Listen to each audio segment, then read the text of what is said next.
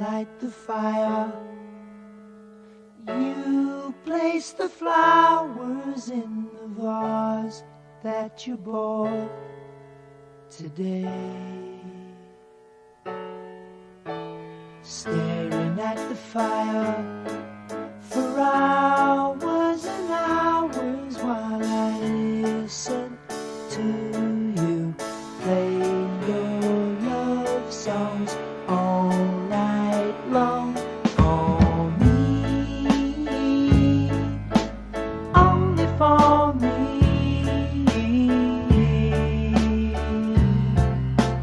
Come to me now and rest your head for just 5 minutes. Everything is done. Such a cozy room. The windows are illuminated by the evening sunshine through them. Fiery gems for you, only for you. Our house is a very, very, very fine house with 2 cats in the yard. Life used to be so hard.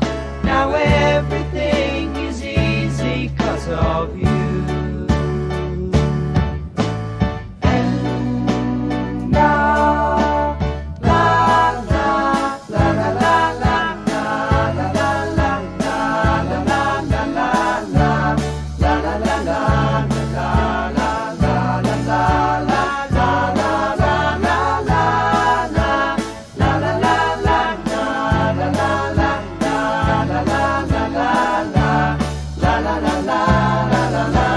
Our house is a very, very, very fine house with 2 cats in the yard. Life used to be so hard. Now everything is easy 'cause of you. And now I'll light the fire while you place the flowers in the vase that you bought today.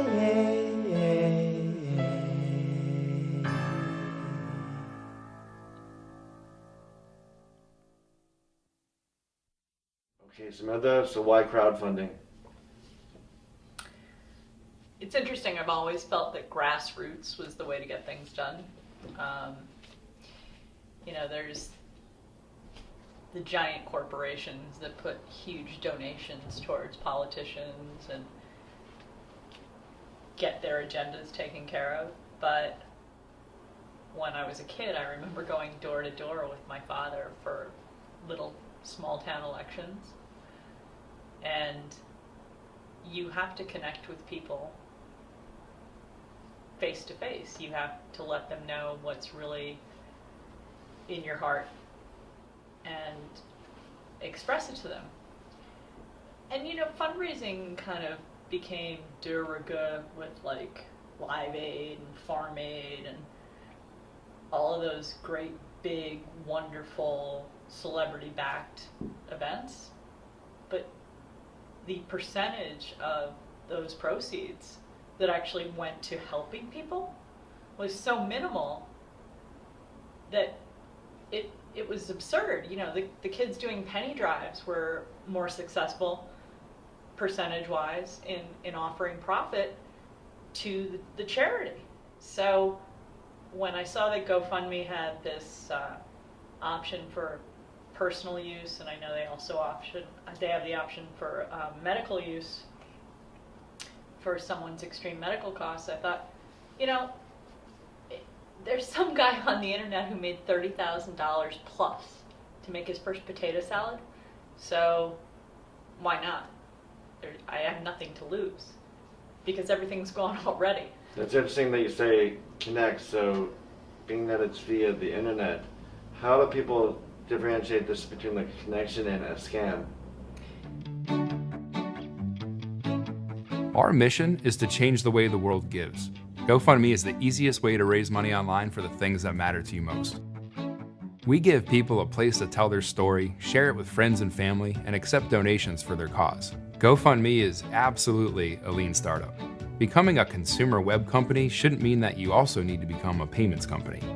People stop using websites when they face barriers to entry such as extra steps or a confusing process. Eliminating those barriers is absolutely essential to increasing conversion rates. WePay gives developers the tools to manage 100% of the user experience. Not only can our users accept debit or credit card payments instantly, but donors are able to give directly inside the GoFundMe experience. Our WePay integration consistently converts at a much higher success rate for new user acquisition and donations. GoFundMe grew at an average monthly rate of 15% in 2013, and we've accelerated that growth to nearly 20% per month here in 2014.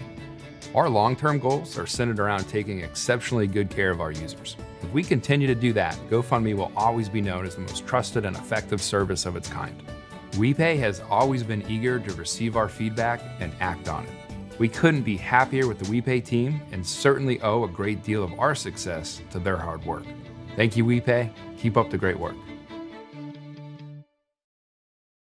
Well, I think that following through with showing them the progress and keeping them informed so that there's an actual conversation between the people through the internet so that they can see how things are going. In other words, in the campaign, they're doing donations, right? Yes. And talk a little bit about the GoFundMe, where they can find this campaign. It's GoFundMe.com, and I actually have my own little web page, if Which you will. will flash up that URL. And, $5 is the minimum donation. I'm actually a little bit embarrassed because I thought it was $1, but I guess that's not enough of a percentage for GoFundMe to bother, so it's $5 is the minimum donation. But my point in trying to do this whole scenario, to go through all this, and it's embarrassing. I mean, there's no doubt about it. What's your campaign called? It's called Little House Living Large on Love. And talk about a little bit like how your interest in little houses and what it is, and then we get into the difficulties of it. It's just not, you can't just plop a little house anywhere. But let's just talk about like how your interest and that, and then we'll talk a little bit about your background, how you arrived in the situation you're in. Okay. Little houses are considered something under 600 square feet, and then there are people that live in tiny houses that are under 200 square feet.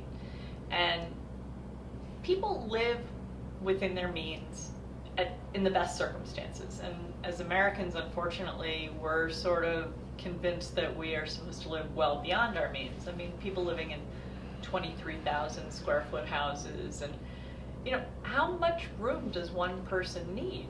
I don't really understand. I mean, what's the carbon footprint of that? What's the impact it has on the rest of the world in terms of energy consumption and just pure waste of energy to keep it heated so the pipes don't burst and things like that? You can't live in all of that space. I suppose you could rent it out as a banquet facility, but it's absurd to me. So if you really consider the fact that the time we spend at home and the time that we're actually supposed to be connecting with our family, and now that our families are even smaller and houses of maybe the mid-50s were considerably smaller than they are now, and the families were larger, how is it that things were able to run that way? Does every bedroom need a bathroom? No. Is everybody going to the bathroom to take a shower at the exact same time? Chances So that brings are another not. point up too, like the small houses, i.e. tiny houses, conserve resources.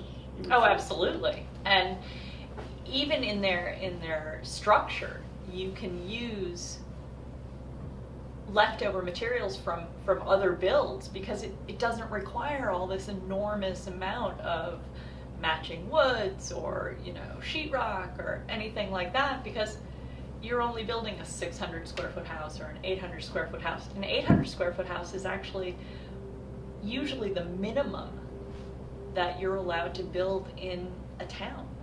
And Yeah, talk a little about that. Like you have to go for the planning board. oh yeah, I mean, you know, as much as I would love to say I'm a patriotic American, and I am, government's taken over our existence. And who is somebody to tell you that, well, you must have a house this big? Like for instance, like if you had like an acre or a half acre in Newcastle and you wanted to put a little house on the remaining part of the property, you can't do that. No, absolutely not, because I'm sure that it doesn't offer enough of a tax for them to take. Sort of like the dollar donation for GoFundMe. 800 square feet isn't going to give them enough of a tax margin to get something from you. So therefore, you're not allowed to live in a level of your economy where you're within your means. So you're pressured into extending your means. And Which is an interesting thing too. Like Westchester, for instance, just had lost a federal suit to affordable housing, and here, like, think about it. Like these small houses, i.e., tiny houses, could be put up. You know, obviously at the fraction of the cost. oh, absolutely. And also to, the operating costs of such are so much smaller so that people aren't slaves to keeping their homes running. I mean, they have some in Austin actually, and there are some houses that are $75,000 and they're one bedrooms and they're done, it's a HUD program, definitely. But sadly, those are grandfathered properties from campsites. So are they able to build new ones like that? No, absolutely not. And I personally am looking at one of 3 co-ops in this country that has a 600 square foot house in it. And it's 2 of the 3 co-ops are in Westchester County, if you can believe that. The great big arm of government hasn't been able What to does a take co-op over. mean? What is that? Because there's Well, certain restrictions. So why don't you talk something about that? There are certain restrictions. It's actually why I have to do the crowdfunding, because I have been left with a credit rating that's just disgusting. It's horrible, and due to my own mismanagement, and largely due to the fact that I have no more means, but I kept trying to hang on to the lifestyle that I had because that's what I thought I should do. Which is interesting because it was a lifestyle, I won't say of excess, but it was of a greater means and larger, I don't want to say larger life, but No, you can say excess. I mean, when I think about what I would spend on a handbag now, and that's, the equivalent of what I would spend on a handbag then is my food budget for my entire family. I would think nothing of spending $450, and yet, I spend about $125 in a good week on food for my kids and me. So, no, you can say excess. Go right ahead. So this has been like a process of education for you, and aren't you hoping to educate other people who want to go on this path? So like how did you like get this interest?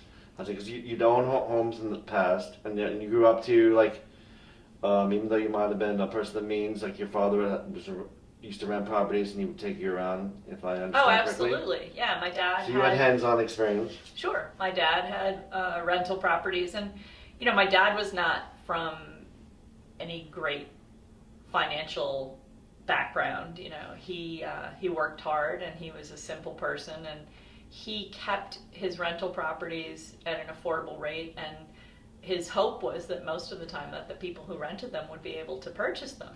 And that's actually what did occur in 2 cases, and then even one after he passed away, that, it became something that somebody could improve their life with. But, now rents are crazy. You can't, the securities for rents are almost as high as a down payment for a house. And it's a scam. It's a complete scam. I have right now a 4-year-old car.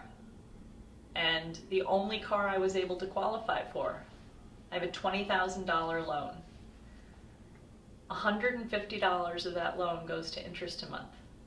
Or, no, to principal a month. And $300 of that loan goes to interest. Meaning that I'm paying twice as much for the pleasure of having a loan as I am to actually paying for the car. That's wrong. That's why we don't have a living wage now. Because who could possibly live paying 3 times as much as they really need to? And we're all convinced that's what it is. That's what you're supposed to attain. That's what you're supposed to have. And, you know, truth be told, the only one who's really getting that kind of life are the people in the 1% of the banks and the stock market. And it's all a great big illusion. So you see, like, getting into this small house, the tiny house, is a self-empowering thing.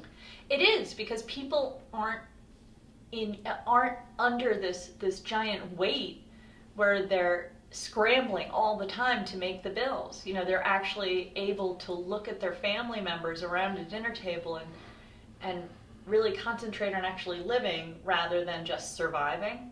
And it's something that I came to realize with my own kids. I mean, I had my first child, and shortly thereafter was a single mother, and I didn't really have an emotional support system. And I only knew what I knew as a child, that, oh, well, let's go to the toy store, or let's go buy something, because that's going to put a pretty shiny Band-Aid on whatever went wrong with your day. And, you know, truth be told, my son didn't play with 85% of what he had. And he would have been just as happy going outside and digging up worms. Or we used to actually have a game where after the rainstorms, we would pick up the worms and put them back into the soil, because sometimes they would get washed out with heavy rain, and then when the sun came out, they'd dry up. So we didn't want to see that happen. I was better with my girls. I had less, but somehow I, as a person, offered them more. You know, I grew up where I had a lovely American Express card and a nice car, but nobody said, hey kid, this is what you need to do with your money. This is your pie chart. This is your life. And this needs to go to savings, and this needs to go to your housing, and this needs to go to your food, and this needs to go to a car. Because I wasn't supposed to plan for any kind of future. But the other scenario was, I also was blessed with this crazy amount of credit because I did have means. So I was extended beyond, and then I was extended beyond the beyond when my actual income shrank. So when my income evaporated due to mismanagement, whatever you want to call it, after I spent very frivolously in my youth, I was completely and totally unprepared. I mean, people had made off with my money and basically said on a Tuesday, hey, by the way, you don't have any more money coming in. Thursday, that was the last I saw of money. So we know you've been a single mother, but drop everything and get back on the horse and start providing for your family exclusively with your income. So this ties you into the interest of the small house. Absolutely. It's a way to stretch what income that you are able to obtain that much further. Exactly. I don't want to be under the weight of having to pay for something over time. If you look at the numbers, I mean, mortgages are crazy. People end up paying twice the amount that their house is worth. As a matter of fact, my last home that I did have a mortgage for, the first year it depreciated to over $100,000. So, oh, well, there went your down payment. There went your cash. Poof. And that was a considerably big home. I wouldn't say, considerably big in terms of people who live in the Hamptons big, but it was, it was a 3,000 square foot home, and it had a nice 2.5 acres, but nothing majestic. But it's diametrically opposed to the tiny house though. It wasn't a small Oh, house. absolutely. I mean, the 2-car garage is the equivalent of what I'm So trying this to is live really in a now. story of your education too, like how you went from that to now trying to obtain this, and part of the goal of this crowdfunding thing. Absolutely. I mean, if I can show other people that what they need is so much less than what they think they need or what they've been told they need, then I've helped someone. So this is also part of an education project. Again, some people have thought this was a scam, like people asked you on Facebook. Oh, absolutely. Why didn't you ask your mother? Or what are you trying to do? What kind of joke is this? Because, people who knew me when I was growing up, they absolutely saw me as poor little rich girl. Oh, boo-hoo. What are you talking about? And, I don't have another option. I don't have a credit rating. I don't have the ability to go beyond and You have no family for support either. Like you're No. on your own. no, I don't. I mean, I have a mother who, unfortunately, in her own circumstances, was scammed by her last husband, and during his scamming, he was also disparaging me and destroying any relationship we had. My father passed away, my brother passed away, and the one remaining sibling I have and I are estranged, and I really don't see my mother. And my mother knows my circumstances, but she has not offered help. I mean, I have 2 little girls that still have 10 and 8 years of Right, so this is a primary way to schooling. give them some stability. So this is Right. it's just that much more from a scam. It's not just about you getting some money and setting yourself up in a nice pad, and this is about creating a stable family life. Absolutely. I mean, in the most minimal of terms, I'm trying to give them a home that they can get off the bus and come into, and I'm still able to put food on the table. There are other people that have asked me about public housing and, why haven't I gone that route? And Well, why don't you talk a little bit about that experience this summer, like how they wanted you to sign everything over, and yeah, I actually did. you tried to ask for help, and they Yeah. didn't care about the help. They wanted to put you in the shelter. Right. There was no option for somebody who wanted to keep their own independence. I had to turn my kids over to their grandparents, their paternal grandparents this summer, because I really didn't have any place for them to stay. And God love their grandparents, they're good people, but they're older. And, my kids are at least able to take care of their needs in terms of getting their own food, and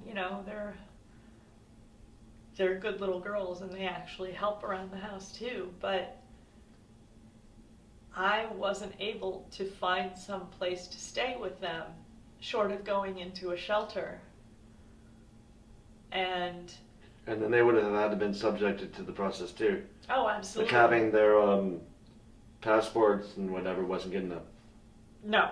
They would have had to have been interviewed, and then once you're in the system, you're in the system. And maybe some people are used to that, but it's kind of a strange scenario that I wasn't willing to give up my level of independence. I mean, as ridiculous as it sounds, I would have had to go to parenting classes and nutrition classes, and just because my financial situation changed, that doesn't make me a bad mom. And not for nothing, but I'm a chef. I don't need nutrition classes. So again, the crowdfunding thing is a self-empowerment.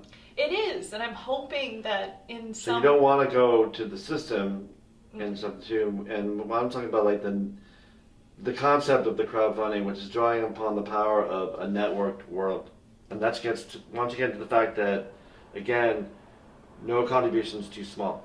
No, absolutely not. I mean, $5 is It's the minimum. the minimum, but you know, to equate it this way, somebody giving you $5 and watching your progress and seeing it put into action versus me borrowing $5 from the bank and ending up paying back $10 or $15 in the circumstance like my car, you know, that's just operating with loan sharks. I'm trying to deal with things on a personal level, and maybe I am having to reveal too much.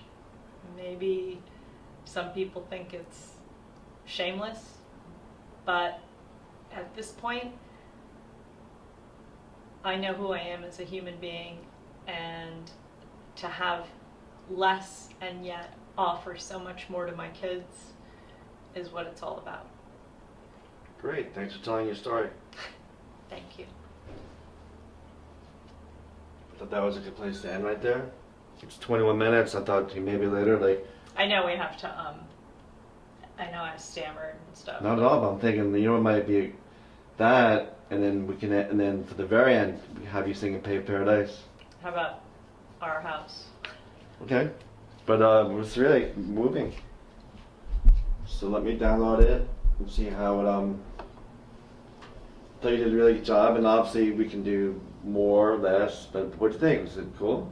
I think it went okay. I'm pretty good at. Oh, you're awesome. You know, you kept me going with the conversation. I know some stuff. I'll light the fire.